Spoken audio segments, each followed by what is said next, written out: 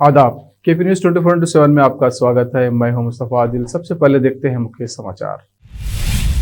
बिदर जिला एनटीसीपी अधिकारी ने केपी न्यूज के संवाददाता खुसरो अहमद को तंबाकू रोधी प्रकोष्ठ द्वारा संचालित प्रवर्तन अभियान के संबंध में दी जानकारी। कर्नाटक में बजरंग दल कार्यकर्ता की हत्या को बीजेपी सांसद ने बताया आतंक का केरल मॉडल। हिजाब मामले की सुनवाई कर रहे जज के खिलाफ ट्वीट करने पर कन्नड़ अभिनेता चेतन कुमार गिरफ्तार। यूपी में आज चौथे चरण की वोटिंग। किसानों की मौत को लेकर चर्चा में आए लखीमपुर खीरी पर फोकस। नोएडा में बर्तन नहीं धोने पर मां ने डांटा तो 14 साल की लड़की ने लोहे के तवे से मारकर कर दी हत्या।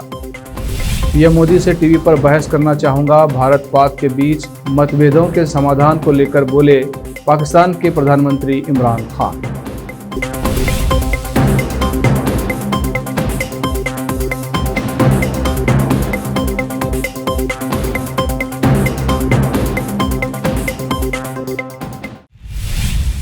अब समाचार विस्तार से। बिदर जिला एनटीसीपी अधिकारी महेश और उनके सहयोगी प्रकाश ने केपी न्यूज के संवाददाता खुसरो अहमद को तंबाकू रोधी प्रकोष्ठ द्वारा संचालित प्रवर्तन अभियान के संबंध में जानकारी दी और कहा कि कर्नाटक राज्य तंबाकू नियंत्रण कार्यक्रम इकाई स्वास्थ्य और परिवार कल्याण सेवा निर्देशालय बिदर जिले के विभिन्न स्थानों पर एरिया पुलिस के सहयोग से दुकानों पर छापेमारी की जा रही है। तंबाकू रोधी प्रकोष्ठ द्वारा संचालित प्रवर्तन अभियान में कुल 39 मामले दर्ज किए गए हैं और धारा 4 और धारा 6A और धारा 6B के तहत तंबाकू विक्रेताओं पर जुर्माना लगाया जा रहा है। भारतीय जनता पार्टी के नेता और सांसद तेजस्वी सूर्या ने मंगलवार को कहा कि बजरंग दल के कार्यकर्ता हर्षा की रविवार रात शिमोगा में हुई हत्या आतंक का केरल मॉडल है। सूर्या ने मांग की कि इस हत्या को किसी एक व्यक्ति के मामले की तरह नहीं लिया जाना चाहिए, बल्कि इसे आतंक का कृत्य समझा जाना चाहिए। सूर्या ने हर्षा के माता पिता से मुलाकात करने के बाद यहां कहा कि हर्षा बजरंग दल के एक समर्पित कार्यकर्ता थे जो हिंदुत्व के लिए जिए और मरे। उन्होंने कहा कि कर्नाटक में बढ़ते इस्लामी कट्टरवाद ने हर्षा का जीवन ले लिया। सूर्या ने कहा यह पहली बार नहीं है जब हम कर्नाटक में इस तरह की हत्याएं देख रहे हैं। यहाँ आतंकवाद का केरल मॉडल है। ಮನೆಗೆ ನಾನು ನಮ್ಮ ಯುವ ಮೋರ್ಚಾದ ರಾಜ್ಯದ ತಂಡ ಇವತ್ತು ಭೇಟಿ ನೀಡಿದ್ವಿ। ಹರ್ಷ ಹಿಂದುತ್ವಕ್ಕೋಸ್ಕರ ಬದುಕಂತ ಹುಡುಗ। ಬಜರಂಗ ದಳ, ವಿಶ್ವ ಹಿಂದೂ ಪರಿಷತ್ತು, ಶಿವಾಜಿ ಮಹಾರಾಜರು, ನರೇಂದ್ರ ಮೋದಿ, ಯೋಗಿ ಆದಿತ್ಯನಾಥ್ ಈ ವಿಚಾರಗಳಿಂದ ಪ್ರೇರಣೆ ಪಡ್ಕೊಂಡಂತ ಹುಡುಗ। ಅವ್ರ ತಾಯಿ ಈಗಲೂ ಅವನು ಮನೇಲಿ ಓದ್ತಾ ಇದ್ದಂಥ ಯೋಗಿ ಆದಿತ್ಯನಾಥ್ರ ಬಗ್ಗೆ ಇದ್ದಂಥ ಪುಸ್ತಕ ತೋರಿಸ್ತಾ ಇದ್ರು। ಬರೀ 26 ವರ್ಷ ಅವನಿಗೆ ಒಂದು ಉಜ್ವಲ ಜೀವನ, ಉದ್ದ ಭವಿಷ್ಯ ಇದ್ದಂಥ ಜೀವನ अत्यंत अमानुषವಾಗಿ, अत्यंत बर्बरವಾಗಿ। कन्नड़ फिल्म अभिनेता चेतन कुमार अहिंसा को हिजाब मामले की सुनवाई कर रहे उच्च न्यायालय के न्यायाधीश के खिलाफ आपत्तिजनक ट्वीट करने के आरोप में गिरफ्तार किया गया है। सेंट्रल डिवीजन के पुलिस उपायुक्त MN अनुच्छेद ने बयान जारी करके कहा कि कन्नड़ फिल्म अभिनेता और कार्यकर्ता चेतन अहिंसा को मंगलवार को बेंगलुरु सिटी पुलिस ने गिरफ्तार किया। उनके खिलाफ IPC की 505 और 504 धारा के तहत एक प्राथमिकी दर्ज की गई थी। ट्वीट के आधार पर शेषाद्रीपुरम में प्राथमिकी दर्ज की गई थी। उत्तर प्रदेश में आज यानी 23 फरवरी को चौथे फेज की वोटिंग हो रही है। ये वोटिंग 9 जिलों की 59 विधानसभा सीटों पर हो रही है। उत्तर प्रदेश के कानून मंत्री ब्रजेश पाठक, रायबरेली से मौजूदा विधायक आदित्य सिंह, प्रवर्तन निदेशालय के पूर्व संयुक्त निदेशक राजेश्वर सिंह और उन्नाव दुष्कर्म पीड़िता की मां आशा सिंह सहित 624 उम्मीदवारों की किस्मत का फैसला आज प्रदेश की जनता द्वारा किया जाना है। यूपी विधानसभा चुनाव के चौथे चरण के लिए 9 जिलों की 59 विधानसभा सीटों पर वोटिंग जारी है। इस बीच लखीमपुर खीरी में शरारती तत्वों ने वोटिंग को बाधित करने का काम किया है। लखीमपुर खीरी सदर विधानसभा सीट के कादीपुर शानी में शरारती तत्वों ने EVM मशीन में फेविक्विक डाल दिया, जिससे मशीन बंद हो गई। EVM खराब होने के बाद प्रशासन ने रिजर्व में रखी मशीन को स्टार्ट कर मतदान शुरू करवाया।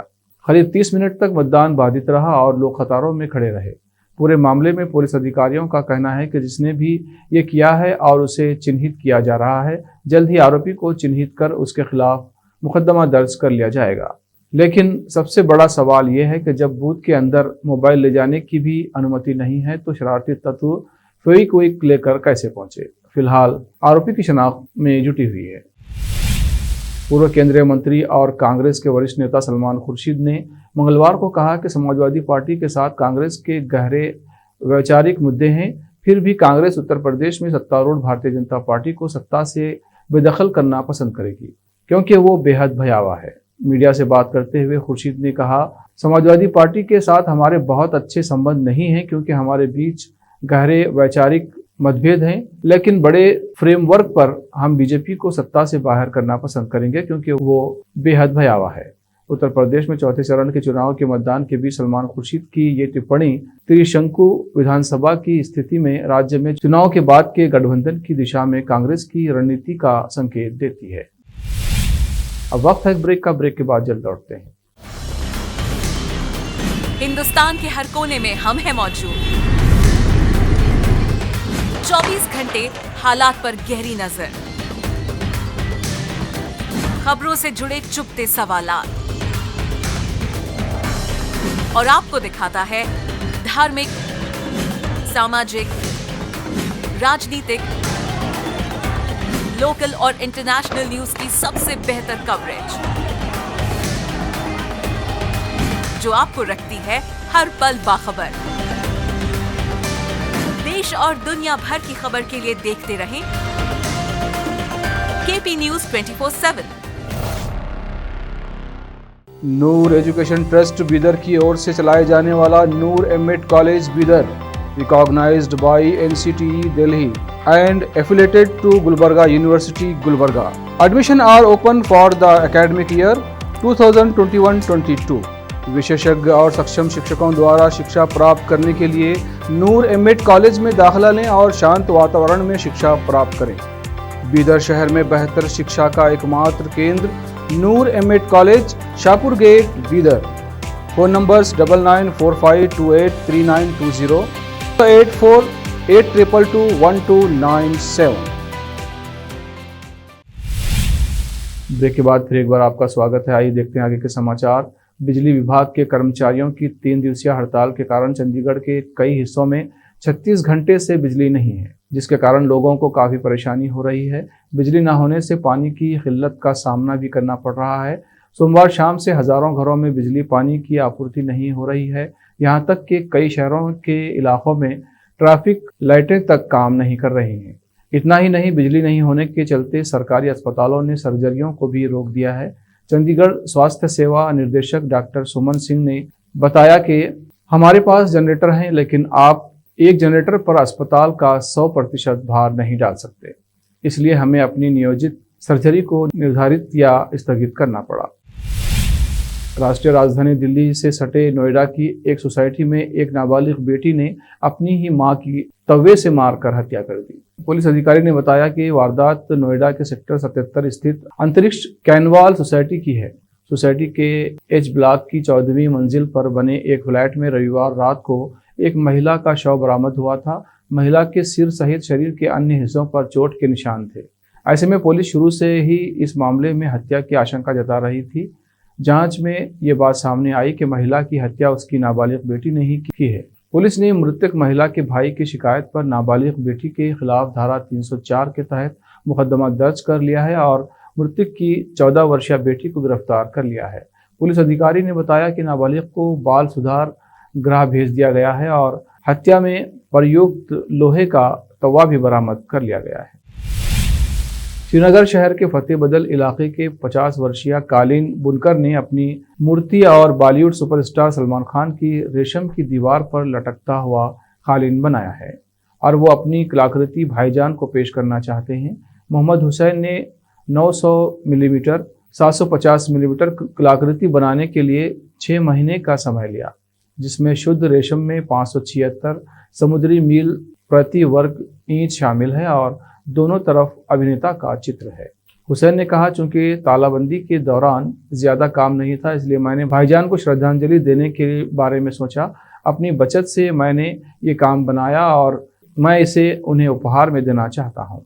दीवार से लटकाने वाले कालीन के बनाने में हुए खर्चे के बारे में पूछे जाने पर हुसैन ने कहा कि ऐसी चीज़ों की कोई कीमत लगा नहीं सकता। मैंने इसे उसके लिए प्यार से बनाया है, इसे पैसे में नहीं मापा जा सकता। हुसैन ने कहा कि उन्होंने बालों के लिए रेशम के धागे को बनाने के लिए सिर्फ 10 प्राकृतिक रंगों का इस्तेमाल किया। ये बुनाई प्रक्रिया के अंत में सही रंग प्राप्त करने के लिए, सही स्वर और छाया प्राप्त करने के लिए रंगों के सही संयोजन से बहुत समय का आदेश देता है। कपूर फैमिली बॉलीवुड की सबसे बड़ी और मशहूर फैमिली है। यही कपूर खानदान पिछले कुछ दिनों से बैक टू बैक पार्टियों का लुत्फ उठा रहा है। जहां करीना कपूर खान ने हाल ही में अपने बेटे जहांगीर अली खान का पहला बर्थडे सेलिब्रेट किया था, वहीं अब बेबो हाल ही में फैमिली टाइम एंजॉय करती नजर आ रही हैं। वीडियो पर कपूर फैमिली की पार्टी पिक्स बहुत तेजी से ट्रेंड कर रही हैं। इस तस्वीर में जहां नीतू कपूर बेहद खूबसूरत दिखाई दे रही हैं, तो वहीं करीना और करिश्मा अपने बाकी फैमिली मेंबर्स के साथ पार्टी टाइम एंजॉय कर रही हैं। कपूर की फैमिली लवबर्ड्स आदर जैन और तारा सुतारिया भी दिखाई दे रही हैं। पाकिस्तान के प्रधानमंत्री इमरान खान ने कहा है कि वो भारत और पाकिस्तान के बीच मतभेद सुलझाने के लिए प्रधानमंत्री नरेंद्र मोदी के साथ टीवी पर बहस करना चाहेंगे। खान ने मैस्को की अपनी पहली यात्रा की पूर्व संध्या पर रूस के सरकारी टेलीविजन नेटवर्क RT से इंटरव्यू के दौरान ये टिप्पणी की है। पिछले 2 दशक में पहली बार कोई पाकिस्तानी प्रधानमंत्री रूस की यात्रा कर रहा है। अपनी 2 दिवसीय यात्रा के दौरान खान रूस के राष्ट्रपति व्लादिमीर पुतिन से वार्ता करेंगे और प्रमुख क्षेत्रीय एवं अंतर्राष्ट्रीय मामलों पर चर्चा करेंगे। खान ने एक सवाल के जवाब में कहा, मैं नरेंद्र मोदी के साथ टीवी पर बहस करना चाहूँगा। यूक्रेन और रूस के बीच बढ़ रहे तनाव के बीच एयर इंडिया का एक विमान पूर्वी यूरोपीय देश से करीब 240 भारतीयों को लेकर मंगलवार रात दिल्ली हवाई अड्डे पर उतरा। उड़ान संख्या AI 1946 देर रात करीब 11:40 पर यहां इंदिरा गांधी अंतर्राष्ट्रीय हवाई अड्डे पर उतरी। आखिर में फिर एक बार देखते हैं मुख्य समाचार। बीदर जिला NTCP अधिकारी ने KP न्यूज के संवाददाता खुसरो अहमद को तंबाकू रोधी प्रकोष्ठ द्वारा संचालित प्रवर्तन अभियान के संबंध में दी जानकारी। कर्नाटक में बजरंग दल कार्यकर्ता की हत्या को BJP सांसद ने बताया आतंक का केरल मॉडल। हिजाब मामले की सुनवाई कर रहे जज के खिलाफ ट्वीट करने पर कन्नड़ अभिनेता चेतन कुमार गिरफ्तार।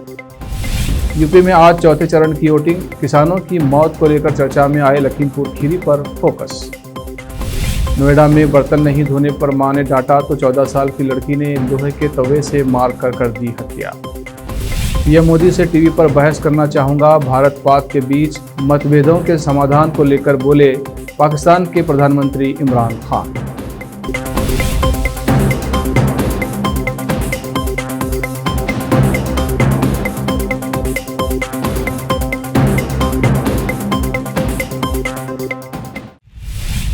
KP न्यूज में अब तक के लिए इतना ही। देश प्रदेश के समाचारों के लिए देखते रहिए KP न्यूज 24/7। धन्यवाद।